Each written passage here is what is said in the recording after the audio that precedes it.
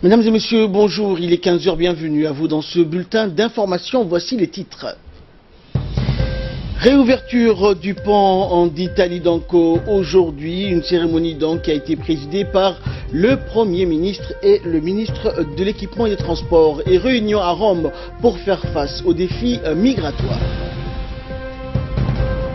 Merci à vous de nous rejoindre. L'actualité nationale est dominée ce jeudi par trois grands événements. Le premier événement, c'est bien évidemment l'inauguration d'un centre sectoriel de formation en hôtellerie et tourisme d'Arta, une cérémonie organisée par le ministère de l'Éducation nationale et placée sous le haut patronage du président de la République, Ismaël Omar Guelleh. Ce centre va proposer aux jeunes des formations pour acquérir des compétences nécessaires au métier de l'hôtellerie, la restauration et le tourisme. De plus, ce centre va proposer des formations continues pour gérer les entreprises dans le secteur de l'hôtellerie et la restauration ainsi que le tourisme. Perché sur les hauteurs de la ville balnéaire d'Arta, ce centre offre aussi une vue panoramique sur la baie d'Arta, le golfe de Tadjoura et les montagnes de Mangoda et Mabla au nord du pays. Le deuxième événement, c'est le projet de loi donc sur le quota des femmes dans les fonctions électives et dans l'administration.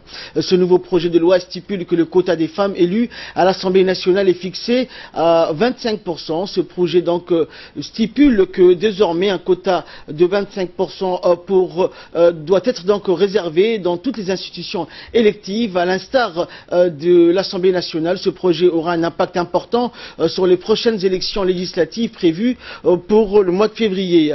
Un autre événement important pour la population djiboutienne, c'est l'ouverture du pont d'Italie donc qui a été réhabilité et le lancement des opérations commerciales de la ligne de chemin de fer Lyon Djibouti-Addis Abeba. Le ministre de l'Équipement et des Transports avait lancé, rappelons-le, des travaux pour réhabiliter le pont d'Italie. Ce pont fermé à cause d'une grande dégradation après une vingtaine d'années d'existence a été donc interdit à la circulation. Cette fermeture a eu un impact négatif sur la circulation des biens et des personnes dans la capitale. Le déplacement entre Djibouti et le grand faubourg de Balbala a été très difficile, surtout au moment du cru de l'Oued d'Ambouli. Désormais, la circulation sera plus fluide entre les deux parties, Djibouti et Balbala, et le reste du pays. Et le premier donc à passer sur le pont d'Italie après l'ouverture du pont, ce fut bien évidemment le président de la République en déplacement vers la région d'Arta ce matin. Et nous reviendrons bien sûr dans cette édition sur cet événement. Sous le présidence donc de Mohamed Ali Ahmed, la 5e séance de la deuxième session ordinaire de l'année 2018 de l'Assemblée nationale s'est tenue ce jeudi dans les arcanes de l'hémicycle du Parlement. Cette séance qui a vu la participation du Premier ministre Abdelkader Kamel Mohamed, des membres du gouvernement et de l'ensemble des parlementaires avait pour ordre du jour l'examen d'un projet de loi, en l'occurrence le projet de loi modifiant la loi instituant le système de quotas dans les fonctions électives et dans l'administration de l'État. Alors Ali, qu'est-ce que veut dire exactement cette loi et comment ce quota donc a été accueilli par les parlementaires et les membres du gouvernement? Avant de parler de ça, Ahmad, après l'ouverture de séance par le président de l'Assemblée nationale, le vice-président de la commission des lois, Hassan Ahmad Belil, a présenté donc le rapport verbal de la commission permanente de la législation et de l'administration générale.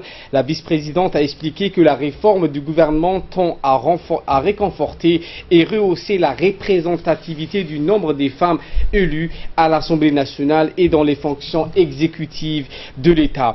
Dans la même lancée, l'honorable député a indiqué que la grande majorité des parlementaires et l'ensemble des membres du gouvernement se sont accordés sur la portée historique d'une telle initiative dont l'artisan principal n'est d'autre que le chef de l'État, Ismaël Omar Guelleh, qui n'a cesse d'œuvrer pour l'instauration de la parité tant au sein du Parlement que dans les sphères décisionnelles. C'est pourquoi le projet de loi numéro 129 de l'année 2018 de la 7e législature, modifiant la loi numéro 192 de l'année 2002 de la 4e législature, instituant le système de quotas dans les fonctions électives et dans l'administration de l'État.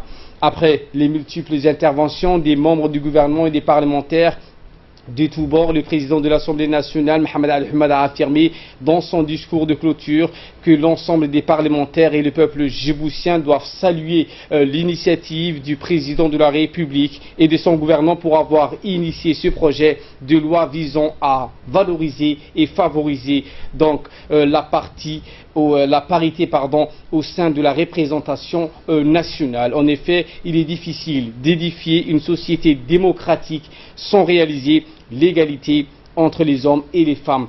Le principe d'égal accès des femmes et des hommes aux responsabilités devrait pouvoir s'appliquer désormais petit à petit dans tous les secteurs de la vie sociale et politique. Ces progrès de la représentation des femmes témoignent incontestablement d'une avancée démocratique. Fréquemment, les opposants d'hier à l'application des règles contraignantes pour garantir la place des femmes en politique doivent convenir aujourd'hui que sont de telles mesures et une volonté du président de la République, la situation n'aurait pas évolué. Merci Ali pour toutes ces précisions. Dans l'actualité également, le Premier ministre Abdelkader Kamel Mohamed, en présence donc de la maire de la ville de Djibouti et de plusieurs membres du gouvernement et de parlementaires, a inauguré ce jeudi la cérémonie, la réouverture du pont d'Italie qui a été donc réhabilité.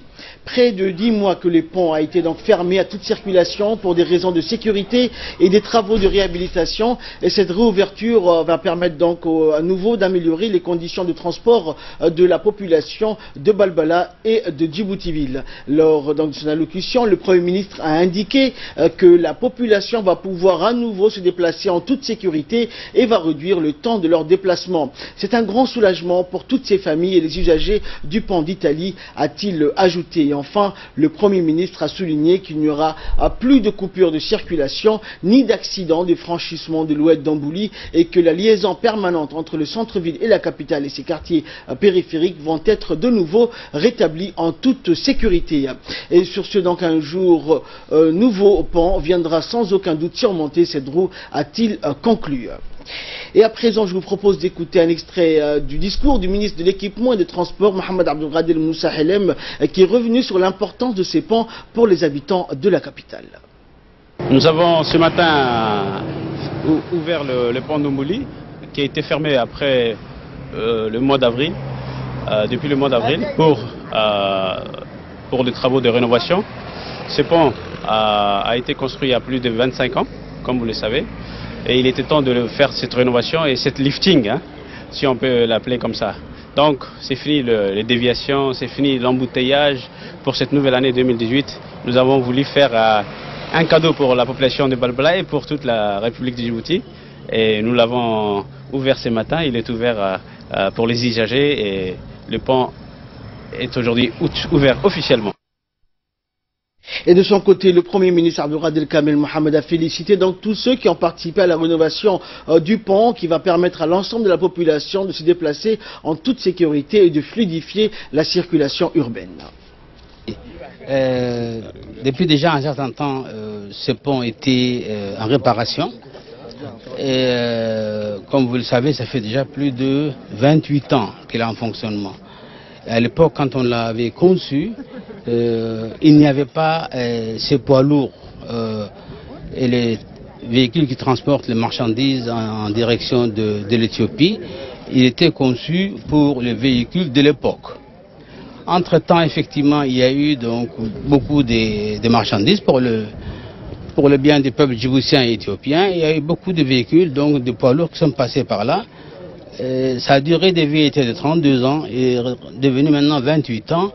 Donc il était temps de réparer. Mais il ne faut pas croire que c'est le seul pont, compte tenu quand même du développement du pays.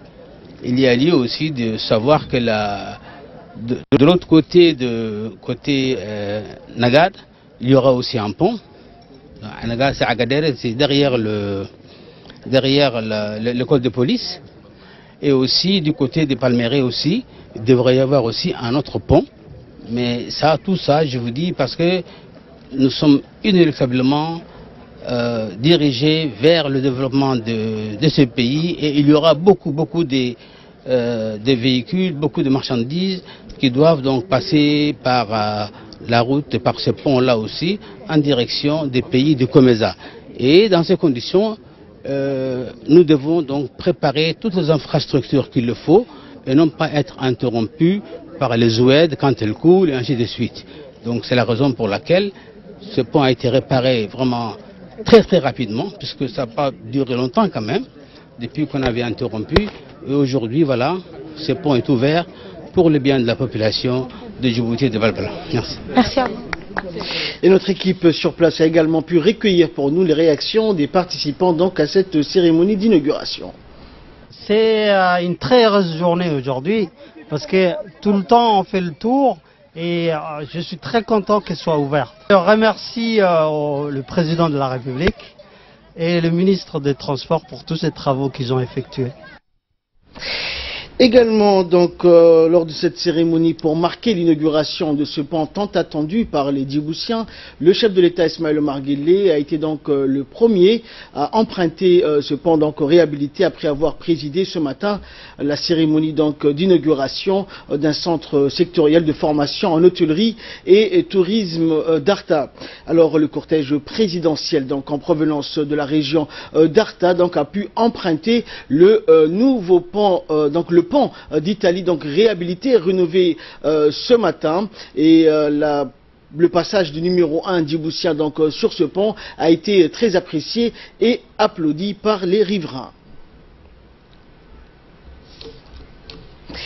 Toujours en nouvelle nationale, les préparatifs donc des élections législatives prévues donc pour le 23 février prochain se poursuivent. À cet égard, le service des élections de la préfecture de Djibouti donc a commencé depuis plusieurs jours les opérations donc de l'impression des cartes d'électeurs qui comptent environ 125 689 cartes.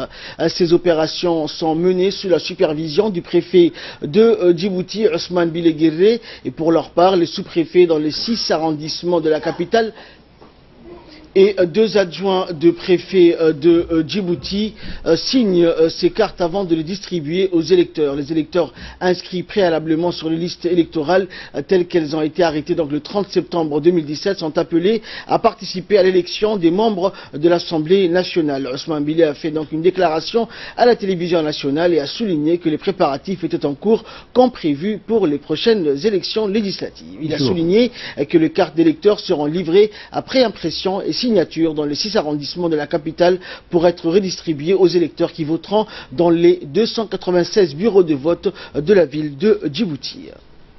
On signe toutes les cartes électeurs et après on fera des tapons et on va mettre dans le sapot et vont être acheminés avant 30 jours au bureau de tous les arrondissements, des 6 arrondissements. Et voilà, Inch'Allah, au plus tard avant 30 jours. Culture à présent, le groupe musical de l'armée, des forces armées américaines donc est stationné à Djibouti en partenariat avec l'Institut djiboutien de l'IDA, a participé donc au mardi dernier à un concert musical à l'Institut djiboutien des arts. Ce concert organisé par l'ambassade américaine destiné à raffermir les relations américano-djiboutiennes. Ce concert donc a été un moment de partage et d'interaction entre les deux cultures djiboutiennes et américaines avec une grande participation des jeunes artistes de l'IDA et des responsables de l'Institut, sans oublier donc une interview exclusive qui a été donnée à la radio-télévision nationale à cette occasion par la directrice du centre, Nabia Hamoumin Waberi, et par l'organisatrice du concert, qui n'est autre que l'attachée de presse de l'ambassade américaine, Jessica Banous, en partenariat donc avec l'IDA. Et pour finir, le groupe de l'armée américaine projette d'organiser d'autres concerts de ce genre.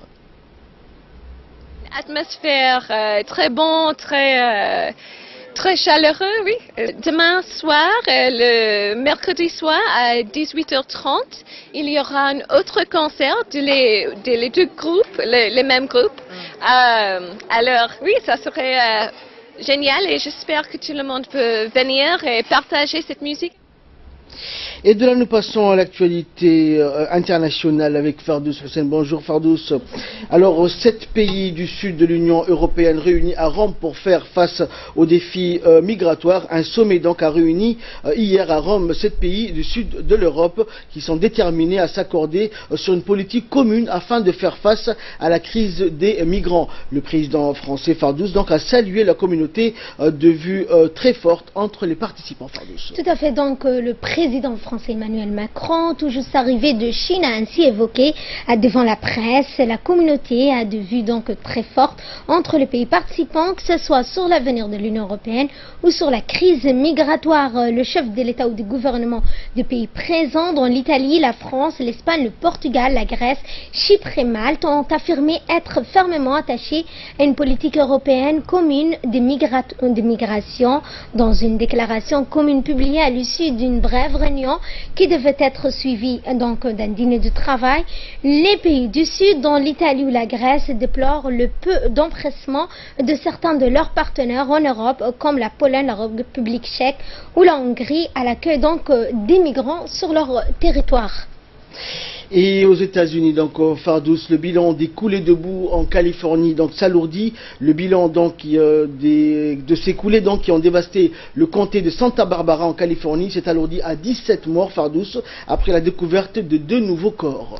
Et oui, donc et seuls donc ceux depuis donc les pluies diluviennes qui ont provoqué des crues soudaines, qui ont rafraîchi le flanc sans végétation pour ralentir la terre à la suite des feux de forêt du mois dernier, en particulier le comté de Santa Barbara, le long de la côte pacifique à une centaine de kilomètres au nord de Los Angeles.